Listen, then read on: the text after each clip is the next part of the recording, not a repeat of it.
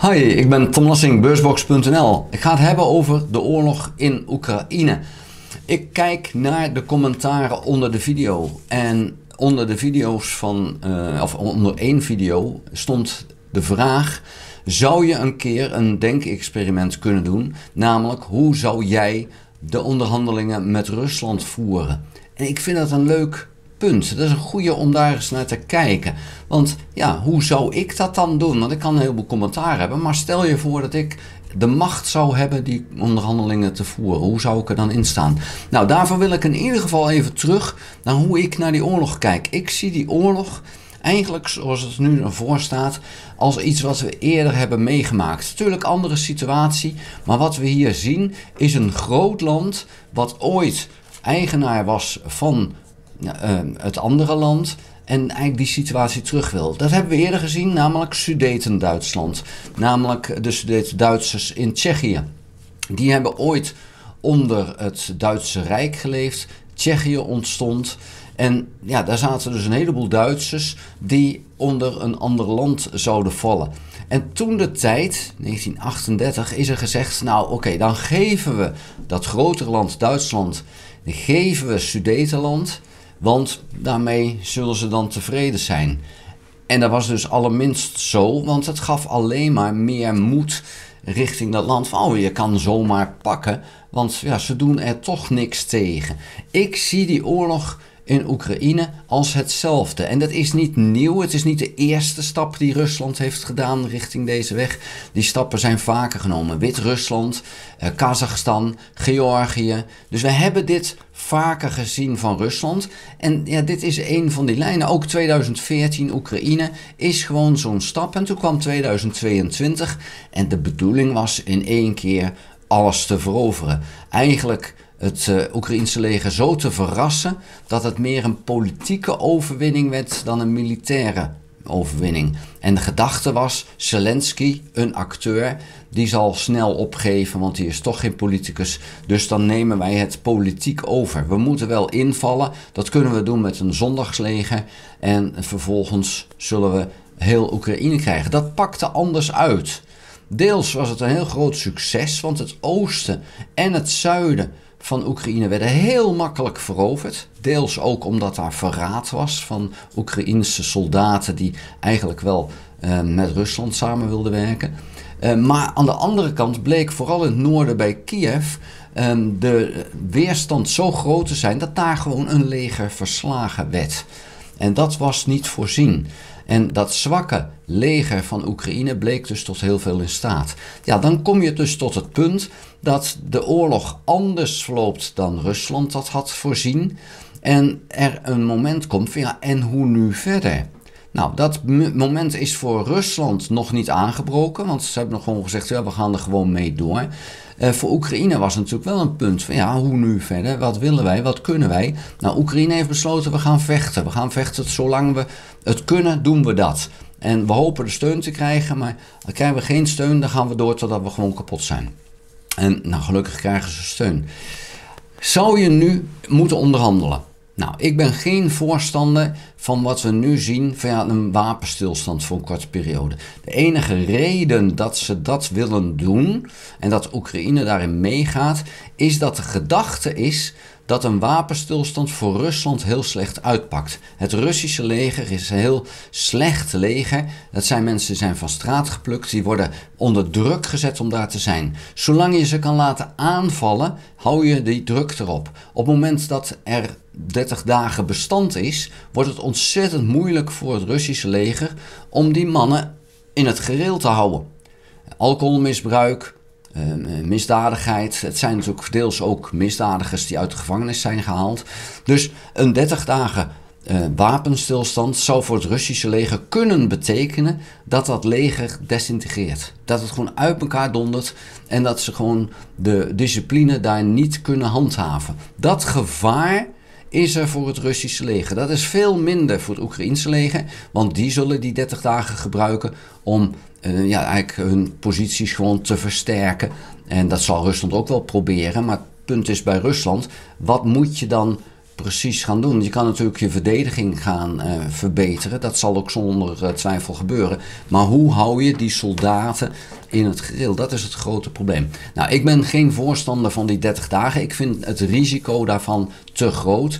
Uiteindelijk betekent het gewoon dat je opnieuw gaat vechten. Dat is helemaal die bedoeling om dat te doen. Tenzij Rusland dan daadwerkelijk het moet opgeven. Nou, ik vind dat nogal een gok. Maar wat dan wel? Nou, ik vind dat het uitgangspunt zou moeten zijn dat Rusland teruggaat naar de grenzen van 1991. Als dat betekent dat je dus moet blijven vechten totdat Rusland dat inziet, dan ben ik van mening dat Oekraïne dat zou moeten doen en geholpen moet worden om dat te doen.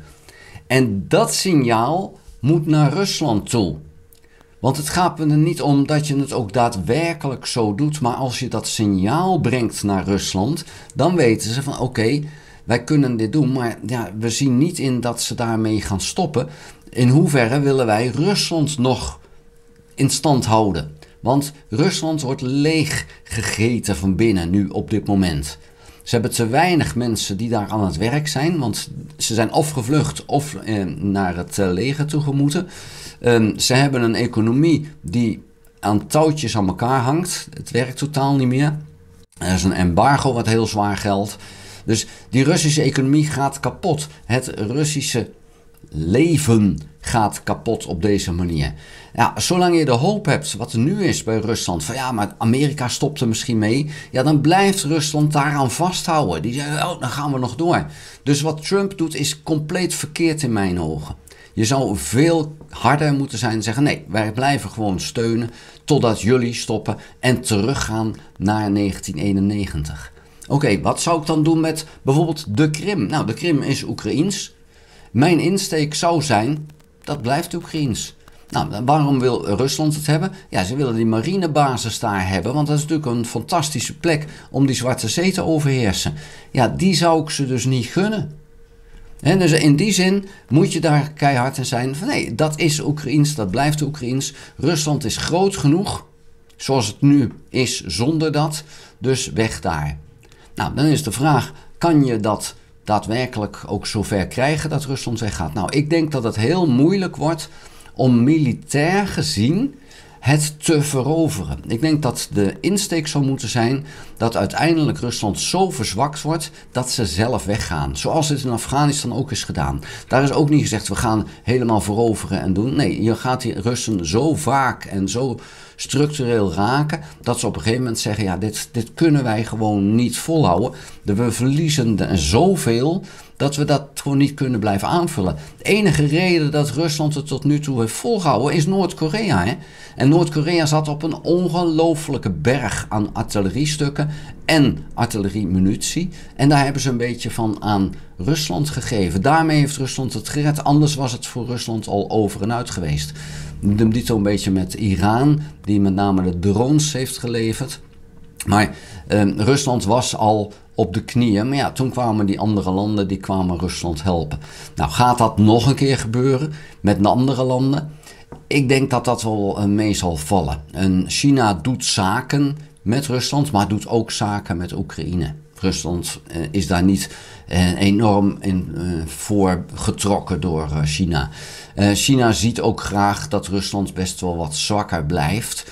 En als dat zo zou zijn dat ze de oorlog verliezen, dan moet het niet zo zijn dat Rusland de oorlog verliest omdat Amerika zo sterk is.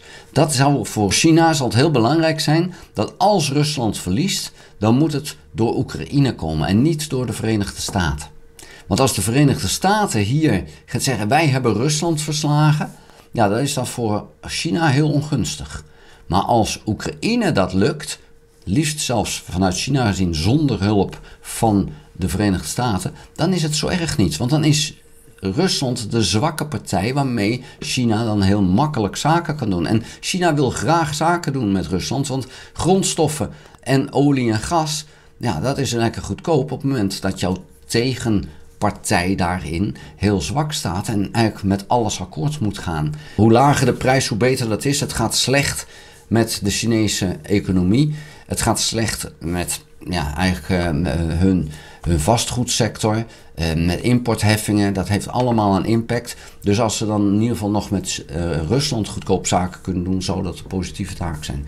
Maar dus nogmaals, hoe zou ik in die onderhandeling gaan? Ik zou daar keihard in zijn op dit moment. Nou, dan is het ook nog even een vraag, moet ik even naar terug. 2022 kwam, die inval kwam. Waarom heeft de NAVO niet direct gezegd van, oh, en wij gaan helpen en wij gaan het luchtruim sluiten en dat soort zaken? Nou, er was natuurlijk een ongelooflijke onzekerheid of Oekraïne het wel vol ging houden en vol wilde houden. Dan als je toen direct had gezegd, wij gaan als NAVO helpen, dan had je natuurlijk een grote kans gehad dat Oekraïne helemaal niet bereid was om ervoor te vechten. En dan had je een oorlog geriskeerd met Rusland vanuit de NAVO, die eigenlijk niet gedragen werd door het Oekraïense volk. Dus het moest wel vanuit het Oekraïense volk komen dat ze zeiden, wij willen vrij blijven. Want vergis je niet, in 1991 koos Oekraïne heel bewust voor Rusland. Daar waar Polen, Tsjechië en Roemenië, Bulgarije, die kozen heel bewust voor Europa. Oekraïne niet. Wit-Rusland en Oekraïne en Kazachstan kozen heel bewust, wij blijven in die invloedssfeer van Rusland. Ja, dat is ze niet goed bekomen. Maar dan was natuurlijk wel de vraag voor de NAVO, wanneer dan gaan we dan zeggen van nu zijn het bondgenoten. Nou, dat is eigenlijk pas gekomen eind 2022. Toen bleek dat ze serieus waren in het bevechten van Rusland. Ja, en op dat moment is Biden te slap geweest met hulp geven. Is Duitsland ook te slap gebleken in zijn hulp geven. Ja, en dan duurt het. En het zomeroffensief 2023 was geen goed idee, want Rusland kreeg gewoon van verschillende bronnen in de NAVO, kregen ze die plannen. Of dat nou Hongaarse bronnen waren of Duitse bronnen, hoe dan ook. Rusland wist er helemaal van en kon zich daarop voorbereiden. Daarom werd dat helemaal niks, dat grondoffensief. En dat is doodzonde, want het heeft veel gekost. En dat maakte ook dat Oekraïne dus zoiets had van, ik kan de NAVO niet vertrouwen. En dat wantrouwen is er nu zeker ook. Hè? Want wat is nu als de NAVO zegt van Oekraïne mag lid worden? Ja, wat is dan die garantie? Want de Verenigde Staten zegt nu al hardop, artikel 5, doen we niet meer aan. Dus in die zin is die garantie van de NAVO een stuk minder geworden toen Trump aantrad. En ja, ook daar moeten we rekening mee houden. De NAVO is niet meer een homogeen bondgenootschap waar je van elkaar op aan kan. Je kan niet meer van de Verenigde Staten op aan. Verenigde Staten, het is de vraag met wie Europa eerder echt een oorlogruzie krijgt. Met Rusland of met de Verenigde Staten. Denk aan Groenland, hè. Dus in die zin is het maar de vraag, wat is dat nog, die NAVO? En dat vind ik ook wel een heel eng iets. Maar hoe dan ook, ik zou keihard hebben aangegeven van terug naar de grenzen van 1991. En wij steunen Oekraïne zolang Oekraïne daarin gesteund wil worden. Daar wou ik het bij laten. Vond je het interessant? Geef een duim. Heb je nog geen abonnement op dit kanaal? Abonneer je dan. Druk dan ook op het belletje. Krijg je notificaties als ik een volgende video gemaakt heb. Ga ook naar de website www.beursbox.nl. Schrijf daarin op de gratis nieuwsbrief. Dank voor het kijken. Houdoe.